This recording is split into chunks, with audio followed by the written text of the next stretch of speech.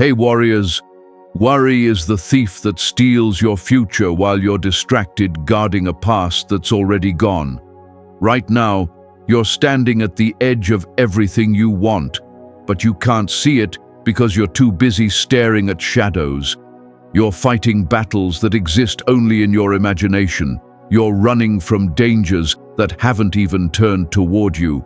You're building fortresses against threats that may never arrive. And in the process, you're locking yourself inside while opportunity keeps knocking outside. 2026 is already here, already moving, already creating openings for those bold enough to step forward. But you're stuck, frozen under the weight of endless what-ifs that spread like weeds in an untended garden. The ancient Stoics understood something we've forgotten in this age of constant anxiety. Marcus Aurelius wrote, "You have power over your mind, not outside events. Realize this, and you will find strength." Think about water for a moment. When you clench your fist around it, it slips through your fingers. But when you open your palm, it rests there, calm, steady, yours. Life works the same way. The tighter you grip, the faster it escapes. The more you worry, the more you block the natural flow of solutions, opportunities, and breakthroughs trying to reach you. This isn't about fake positivity or pretending problems don't exist. This is deeper. It's the discipline the ancient philosophers practiced daily, knowing what deserves your energy and what deserves your release. Because here's the truth they knew, and you need to remember it. Most of what you worry about lives only inside your mind, and you're both the prisoner and the one holding the key. 2026 isn't just another year, it's a blank canvas waiting for your first bold stroke. But worry keeps your brush hovering, shaking, afraid to commit. Time doesn't pause for anxiety. It moves forward with or without you, and every moment you stay frozen in fear is a moment you could have spent building something meaningful. The universe doesn't reward worry with safety, it rewards courage with possibility. It responds to movement, not paralysis, to presence, not projection, to trust, not fear. And right now, while you're reading this, it's offering you a choice. Stay trapped in the anxiety loop or step into the flow of life. The philosophy we're exploring today isn't ancient because it's old. It's ancient because it's timeless. Generation after generation discovered the same truth. Peace isn't found by controlling every outcome, but by trusting the process. Success isn't about removing uncertainty. It's about moving forward despite it. The good life isn't waiting on the other side of your worries. It's happening right now, hidden only by the fog of fear. If you're ready to let go of what's weighing you down, hype the video and type this in the comments. I release control. Number 1, distinguish between concern and worry. Epictetus said, "Make the best use of what is in your power and take the rest as it happens." That single sentence holds the blueprint for a life free from worry, yet most people miss the distinction. Concern is productive, worry is parasitic. Concern says, "There's a challenge ahead, let me prepare." Worry says, "There's a challenge ahead, let me panic." Concern mobilizes you, worry freezes you. Concern lives in the present and plans forward. Worry lives in the future and destroys the present. Learning this difference isn't just helpful. It's the foundation for everything that's about to work in your favor in 2026. When you're concerned about your finances, you build a budget. You search for additional income. You learn how money works. You take action. When you worry about your finances, you lie awake at 3 a.m., running disaster scenarios, avoiding your bank account, feeling sick when a bill arrives, taking no action, or worse, fearful action that makes everything worse. The ancient philosophers weren't telling you to stop caring, they were teaching you how to care effectively. There's a difference between caring for your health and worrying yourself sick over every symptom. between caring about relationships and obsessing over every delayed text, between caring about your career and turning every setback into permanent failure. Here's what happens when you operate from concern instead of worry. You solve problems. Radical idea, right? But be honest. How many problems have you ever solved by worrying? How many situations improved because you spent hours imagining worst-case scenarios? None. Worry has never written your resume, healed a relationship, improved your health, or grown your bank account. It's the most useless expense of human energy ever created. Concern, on the other hand, gets results. Concern shows up with solutions. Worry shows up with suffering. In 2026, you're going to practice this distinction every single day. When anxiety rises, you'll pause and ask, is this concern pushing me toward action, or is this worry keeping me stuck in reaction? If it's concern, you act. If it's worry, you release it. The Stoics had a practice called the dichotomy of control. They divided everything into two categories: what's within your control and what's outside it. Your effort is within your control. The outcome is outside your control. Your preparation is within your control. Other people's reactions are outside your control. Your attitude is within your control. The economy, the weather, the past, all outside your control. What changes when you truly absorb this? Everything. You stop wasting energy on what won't move and start investing it in what can. You stop arguing with reality and begin working with it. You stop seeing yourself as a victim of circumstance and start becoming the architect of your response. This isn't resignation, this is revolution, because when you focus only on what you can control, you discover you've always had more power than you realized. Think about your biggest worry right now. Hold it in your mind and ask yourself, what part of this is actually within my control? Maybe it's 5%, maybe it's 50%. But chances are you've been spending 100% of your energy on it, including the parts you can't influence. What if you took all that energy you've been pouring into the uncontrollable and redirected it into the controllable instead? What if you became obsessed with your response rather than the situation itself? That's not just a what if, that's your assignment for 2026. Every time worry shows up, you're going to extract the concern, the actionable piece, and release the rest. You're going to be ruthless about this distinction. Because here's what the ancient philosophers knew and what you're about to experience. The moment you stop worrying about what you can't control, what you can control starts falling into place in ways that feel almost magical.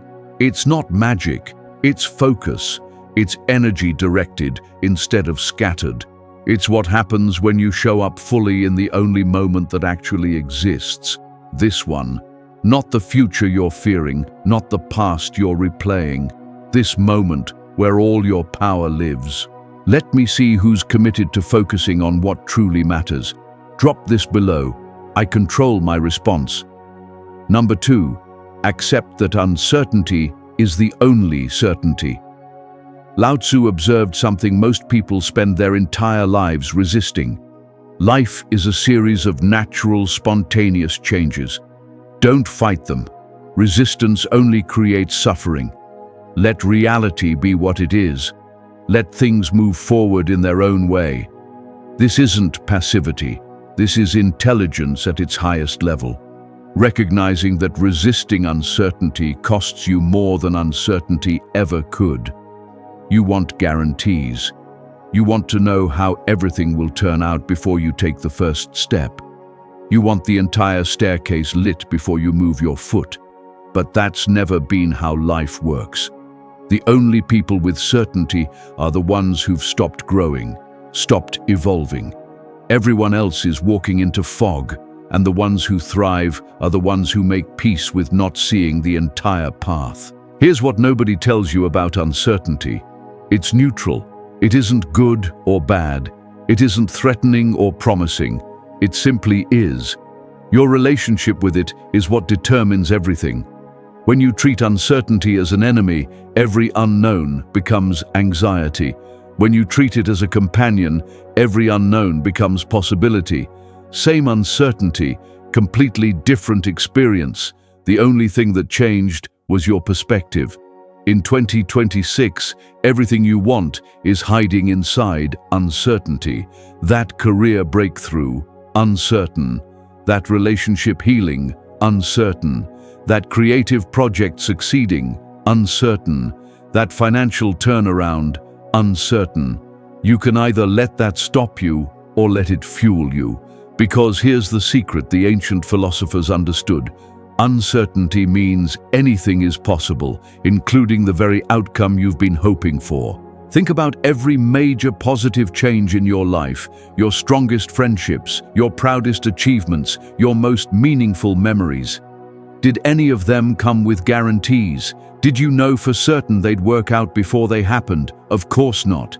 You stepped into uncertainty, and uncertainty rewarded you with things you never could have planned. Somewhere along the way, you forgot this. You started treating uncertainty like an enemy when it's been your greatest ally all along. The Buddhists talk about beginner's mind, approaching each moment fresh without needing to know what comes next. In that state, you're curious instead of anxious, open instead of closed, exploring instead of controlling. And paradoxically, when you stop trying to control outcomes start aligning in your favor. Not because you forced them, but because you stopped blocking them. Your worry about the future is actually arrogance in disguise. Stay with me. When you worry, you're saying, I know this will turn out badly. But how do you know? What evidence do you have about something that hasn't happened yet? You're predicting the future using old pain, projecting past wounds onto new possibilities, and calling it realism when it's really just fear wearing a logical mask. What if you approached 2026 differently? Not with blind optimism, but with genuine openness. What if instead of asking, what if this goes wrong, you asked, what if this goes right? What if instead of bracing for impact, you leaned into potential? What if you trusted that even if things don't follow your plan, they might follow a better one you haven't imagined yet? The Stoics practiced something called amor fati, the love of fate. Not tolerance, not acceptance. Love. They trained themselves to welcome whatever happened, to see every turn as exactly what was needed. That doesn't mean you don't have preferences. It means your peace isn't dependent on those preferences being met. Here's the practice. When uncertainty tightens around your chest, consciously relax into it. Say, I don't know how this will turn out, and that's okay. I don't need to know. I just need to take the next right step. Then take it. Not the 20th step, not the final one, just the next. Watch what happens when you live this way. The uncertainty doesn't vanish, but your suffering around it does. You start moving even without clarity. You start building without blueprints. You start living without guarantees. And life, in its quiet wisdom, starts responding to courage instead of caution. If you're ready to step into the unknown, declare it now. I embrace uncertainty. Number 3, stop rehearsing disaster. Seneca wrote something that stings for a reason. We suffer more often in imagination than in reality. Most of your suffering isn't happening to you. You're creating it. You design elaborate disaster scenarios and emotionally live through them as if they're real. You experience pain from events that haven't occurred and may never occur. You grieve losses that don't exist yet. You fight battles that live only in your thoughts. That's what worry really is, a horror movie you write, direct, star in, and replay on loop. And the cruelest part is this: you think you're preparing yourself. You believe imagining the worst will protect you. It doesn't. It just guarantees that even if the disaster never arrives, you've already lived through the pain. How much of what you worried about last year actually happened? Be honest. 10%? 20%? And of what did happen, did worrying prevent it? Did anxiety make it easier to handle? Or did you deal with it in the moment anyway, meaning you suffered twice? Once in anticipation and once in reality. In 2026, this pattern ends. Not because worry is immoral, but because it's useless and emotionally draining. Every minute spent rehearsing disaster is a minute stolen from preparing for success. Every hour invested in worst-case scenarios is an hour you could invest in best-case preparation. The energy is the same, only the direction changes. The ancient philosophers weren't naive. They knew suffering. Epictetus was enslaved and crippled.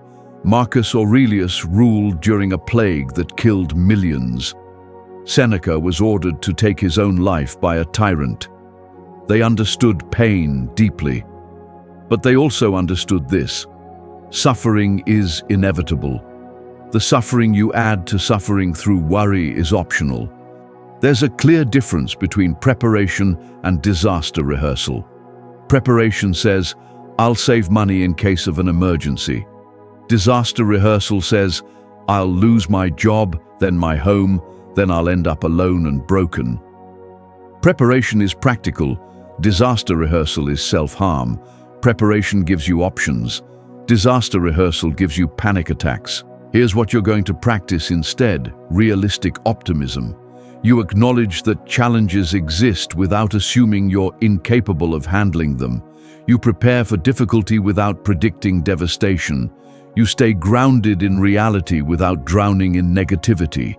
You accept that bad things might happen while refusing to live as if they already have. The Stoics had an exercise called premeditatio malorum. It sounds like it contradicts everything I just said, but stay with me. They would briefly imagine possible challenges, not to torture themselves, but to remind themselves of their strength. The key word is briefly. They might spend 5 minutes acknowledging a difficulty, recognizing their ability to face it, and then they returned to the present moment. They didn't replay the disaster movie for hours. They didn't create sequels and prequels. They glanced at it and moved on. That's radically different from what you've been doing. You've been binge-watching catastrophe. You've been directing extended cuts of doom. You've been so committed to the disaster narrative that you've missed the real story unfolding around you, the one where you're capable, resilient, and surrounded by possibility. What changes when you stop rehearsing disaster? Everything. Your nervous system settles, your creativity returns, your energy comes back, your relationships improve because you're actually present instead of mentally practicing breakup speeches. Your work improves because you're focused on doing it well instead of imagining it failing. Your life improves because you're finally living it instead of dreading it. Every time you catch yourself writing the disaster script, you're going to stop mid-sentence. You're going to notice what you're doing and choose differently. You'll redirect that creative energy towards solutions, toward gratitude, toward the present moment, toward anything except the suffering you've been feeding. Show me you're done punishing yourself with worry. Comment this: I choose peace. Number 4. Trust the timing of your life. Rumi understood something your impatience keeps hiding from you. Don't grieve. Anything you lose comes round in another form. This isn't mysticism. It's the recognition that life moves on a timeline you can't see, arranging connections and opportunities beyond your limited perspective. What feels like delay is often protection. What looks like rejection is often redirection.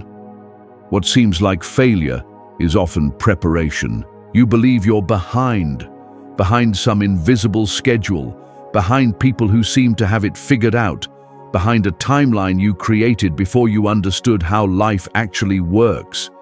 And this belief is creating more anxiety than any real problem you're facing. You're not late. You're not missing out. You're exactly where you need to be, learning what you need to learn. Think about the best things that ever happened to you, the ones you're grateful for now. How many arrived on your timeline? How many showed up when you demanded they should? Probably none. They arrived when they were ready. Looking back, you can see why the timing was perfect, even though waiting felt painful. That relationship that didn't work out made space for the one that did. That job you didn't get saved you from the wrong path. That delay gave you skills you didn't even know you'd need. In 2026, you're going to practice what the ancient philosophers called patient urgency. You'll work with intensity while trusting the process. You'll give your best effort while letting go of attachment to when results appear. You'll plant seeds with commitment while knowing you don't control the seasons. You'll be ambitious and calm at the same time. Taoist wisdom says nature does not hurry, yet everything is accomplished. Look at a tree. It doesn't stress about growing. It doesn't compare itself to other trees. It grows at its own pace, responding to conditions it can't control, and eventually it becomes what it was meant to be. You're no different. You're unfolding. Worry only makes that unfolding painful. Your impatience is rooted in fear. Fear that if it doesn't happen now, it never will. Fear that time is running out. Fear that everyone else is ahead. But these fears aren't truth. Time isn't running out. It's accumulating. Every experience, every setback, every detour is shaping who you're becoming. Nothing is wasted. Nothing is lost. Everything is preparing you for what's coming. Here's what timing really means: divine or practical. Call it what you want. Things align when all the elements are ready, not just you, but circumstances, other people, opportunities, resources. You might be ready before everything else is. That's not punishment. That's preparation for greater capacity. The Stoics called this sympatheia, the interconnectedness of all things. Your timeline is woven into a larger pattern you can't see. What feels like delay might be aligning you with someone or something essential to your future. When you stop fighting timing and start trusting it, anxiety drains away, not because life changes instantly, but because your relationship with life changes. You stop fighting reality and start moving with it. You don't become passive. You still set goals. You still act, but you do it without desperation. You work hard and let go hard. You push and you trust. Here's your practice. Every time you think, "I should be further along," replace it with, "I'm exactly where I need to be, learning what I need to learn." When comparison shows up, remember you're running your own race on your own track. Watch what happens when you trust timing. Doors open, opportunities appear, people arrive who change everything. You realize the delays you resented were alignments you couldn't see. If you're ready to stop rushing and start trusting, type this: "I trust my timing." Number 5, release the need for external validation. Marcus Aurelius wrote in his private journal that every man loves himself more than others, yet values others' opinions over his own. Here was someone with absolute power reminding himself of what you need to remember. Chasing approval is the fastest way to lose yourself. You're exhausted because you're trying to live up to everyone else's version of success. You're anxious because you're managing imaginary audiences in your head. You're stuck because you've handed your worth to people who don't even know your story. And as long as validation comes from outside, it will never be enough. Someone who's never taken a risk will call your courage recklessness. Someone who's never chased a dream will label your ambition foolishness. Someone who has settled will criticize your refusal to settle. Their opinion says everything about them and nothing about you. The ancient cynics understood this deeply, especially Diogenes. His life might make you uncomfortable, but it carries a powerful truth. Diogenes lived with almost nothing, slept in a barrel, and when Alexander the Great offered him anything he desired, Diogenes simply asked him to move aside because he was blocking the sunlight. He had zero concern for public opinion. You don't need to live in a barrel, but you do need that same inner compass, one that doesn't spin with every external wind. Here's what chasing validation costs you: your authenticity. Every time you reshape yourself to meet someone else's expectations, you abandon a piece of who you really are. Every time you mute your truth to avoid judgment, you betray yourself. Every time you choose approval over integrity, you trade lasting peace for temporary comfort. And the tragedy is this: even after all that self-editing, you still won't earn universal approval because it's impossible. All you'll do is lose yourself in the process. The Buddhist idea of mudita teaches joy in your own progress without needing applause, celebrating growth without witnesses, recognizing your worth without external confirmation.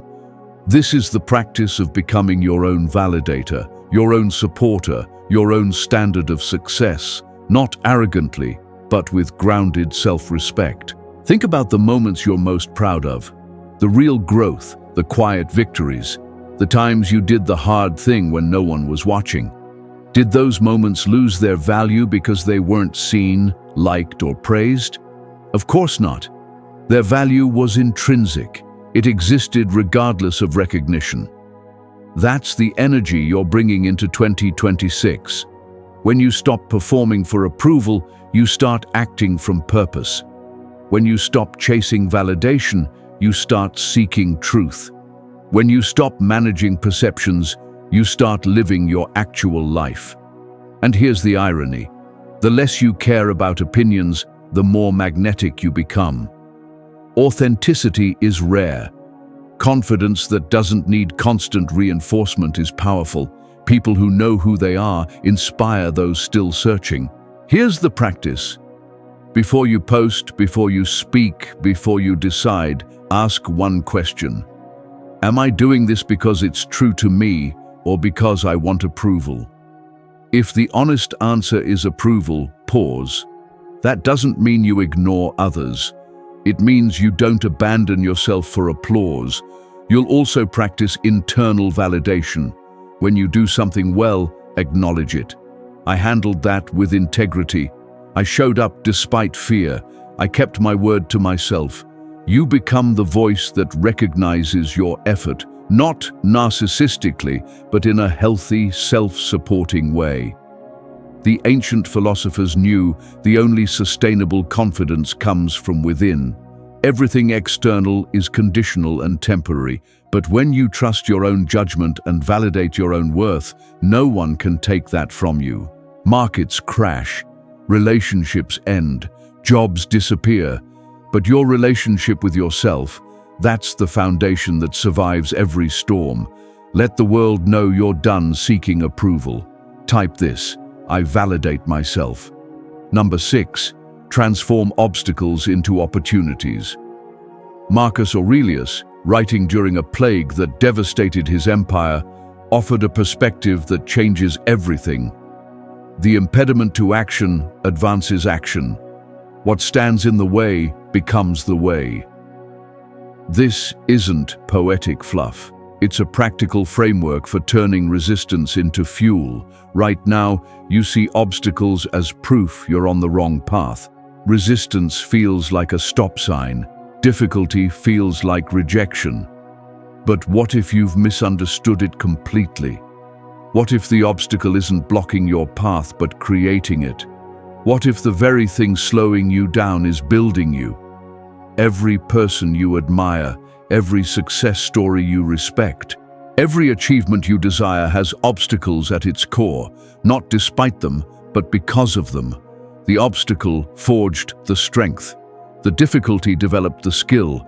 The resistance built the resilience. Wanting the outcome without the obstacle is like wanting a sculpture without the chisel. The obstacle is the chisel. In 2026, you'll practice what the Stoics lived by.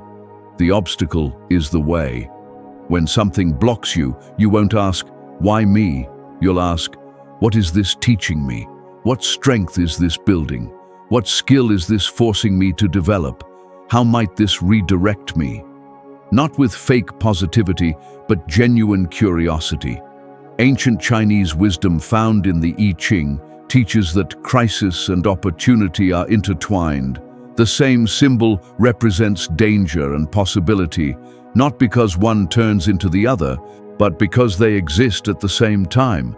Every obstacle holds both the risk of staying stuck and the chance to break through. Which one emerges depends on how you engage with it. Think about your biggest obstacle right now. What if that pressure is developing exactly the quality you'll need for your next level? Financial strain building resourcefulness, relationship challenges teaching boundaries, career setbacks forging resilience. Even the Spartans understood this. They exposed their youth to controlled adversity, not cruelty but difficulty for development. They knew shielding people from all struggle creates weakness, while engaging with the right struggles builds capability. You don't need to chase suffering, but you do need to stop running from the challenges that find you. When you change your relationship with obstacles, they lose their power to freeze you. They don't disappear, you just stop treating them as enemies. They become puzzles instead of walls, training grounds instead of battlefields, plot twists instead of dead ends. Same obstacle, completely different experience. Here's the daily practice. When something goes wrong, immediately ask, how can I use this? What advantage is hidden here? What would someone more creative do with this limitation? You become an alchemist, turning lead into gold, problems into possibilities. History is full of examples. The entrepreneur who couldn't get funding built slowly and sustainably. The injured athlete became a better strategist. The artist without resources invented a new medium. The obstacle didn't block the path, it revealed it. In 2026, you'll reframe constantly. Traffic isn't stealing time, it's giving reflection. Rejection isn't proof of inadequacy, it's protection from the wrong fit. Failure isn't inability, it's feedback. Delay isn't denial, it's development. You'll get so good at this that obstacles start to excite you because you know they're carrying hidden gifts. A Taoist story illustrates this perfectly. A farmer's horse runs away. Bad luck, the neighbors say. Maybe, he replies. The horse returns with wild horses. Good luck. Maybe. His son breaks his leg training them. Bad luck. Maybe. War comes, and his son is spared because of the injury. Good luck. Maybe. The farmer understood you can't judge events in the moment because you can't see where they lead. That's your new relationship with obstacles. You don't catastrophize, you don't rush to celebrate. You stay present, you stay curious. You ask what you can learn and where this might lead. You trust that even when you can't see the purpose, there is one. You work with reality instead of fighting it. Number 7, practice presence over projection. Thich Nhat Hanh taught something that directly challenges how you've been living. The present moment is the only moment available to us, and it is the doorway to all moments. You've been standing at that door for a long time, peering through the keyhole at imagined tomorrows, completely unaware that the door is already open and the life you want is unfolding right now, hidden only by your absence from it. You're physically present, but mentally scattered everywhere else. In conversations, you're planning your next reply instead of truly listening. At work, your mind is chasing future responsibilities instead of mastering the task in front of you. With people you love, your attention is trapped in a screen instead of shared moments.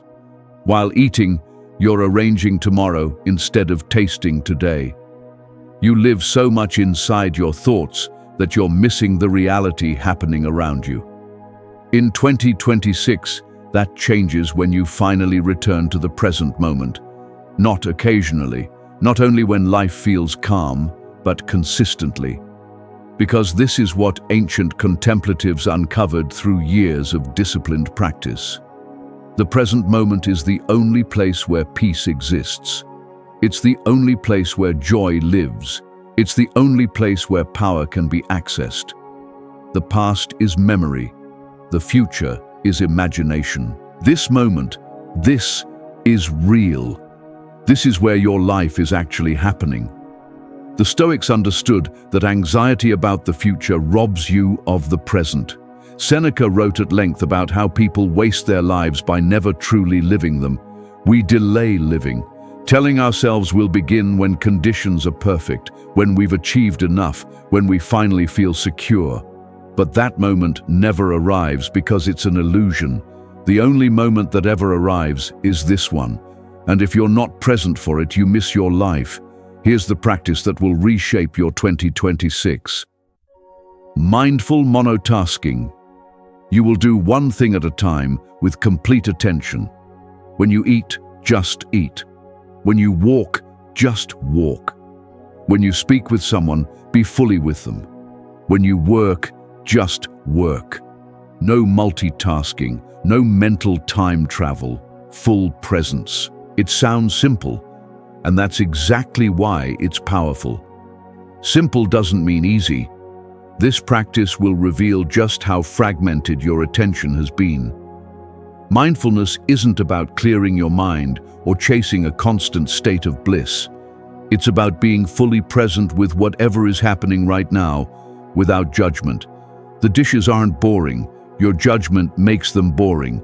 The commute isn't wasted time, your belief that it's wasted creates that feeling. The present moment isn't missing anything. Comparing it to imagined futures makes it feel incomplete. When you practice radical presence, several shifts occur. First, anxiety drops dramatically because anxiety lives in the future. It's concern about what might happen. When you're fully here, fully now, there's usually nothing to fear. This moment is almost always manageable. Even when it's difficult, it's workable. Suffering comes from stacking tomorrow's problems onto today. Second, your performance improves everywhere because presence creates excellence. You can't do your best work while mentally absent. You can't build meaningful relationships while emotionally unavailable. Creativity doesn't emerge from distraction. Every master understands this. The musician absorbed in sound, the athlete focused on the game, the artist immersed in the canvas. Presence is where mastery lives. Third, you begin noticing beauty you've been overlooking, the way light moves across a wall, the warmth of a coffee cup, rain hitting the ground, a stranger's smile, the comfort of your bed, thousands of small miracles unfolding daily while your mind rushes ahead. Life isn't waiting to become good. It's already good. You've just been too far ahead to see it. Here's your presence practice. Set reminders throughout the day that simply say, now. When they appear, pause. Take 3 conscious breaths. Feel your body. Notice your surroundings. Return to this moment. Don't complicate it. Just come back again and again. Presence isn't a destination. It's a commitment. You'll also use anchoring statements during the day. Right now, I am breathing. Right now, I am safe. Right now, I am here. These don't deny future challenges. They ground you in present reality. They pull you out of mental projection and place you in the only moment where power exists. Ancient monks understood something the modern mind has forgotten. This moment is enough, not because it contains everything you want, but because it contains everything that's real. The rest is narrative. The rest is imagination. This breath, this heartbeat, this exact second, this is your life, not the highlight reel, not a future version. This. And when you finally become present, you realize it was never lacking. You were simply looking past it. Commit to presence over projection. Type this: I am here now. You've just received 7 keys used by ancient philosophers to access peace in chaos, strength in uncertainty, and purpose through obstacles. But what separates transformation from consumption is application. You can understand all 7 principles and still live in worry if you don't practice them. 2026 will work out for you, not because challenges disappear, but because your relationship with them changes. You stop rehearsing disasters, you trust timing, you release validation, you transform obstacles. You practice presence. The philosophers weren't extraordinary. They were consistent. They trained their minds the way athletes train their bodies, with discipline and repetition. That's your invitation this year. Not perfection, but practice. Not the absence of worry, but the ability to notice it and choose differently. Nothing outside has to change for your experience to shift. That's the radical promise of ancient philosophy. That's the gift available right now. So here's what you'll do. You'll like this video to seal the commitment. You'll comment with the affirmation that resonated. You'll share it with someone who needs it. And you'll subscribe, because transformation isn't one video. It's a practice. Watch how 2026 unfolds when you stop worrying. Not because problems vanish, but because you become someone who doesn't need them to. Someone steady in uncertainty, someone calm in the storm. That person isn't someone new. It's who you already are beneath the worry. This year, you remember. If this message spoke to you, seal it with this affirmation in the comments: I am at peace.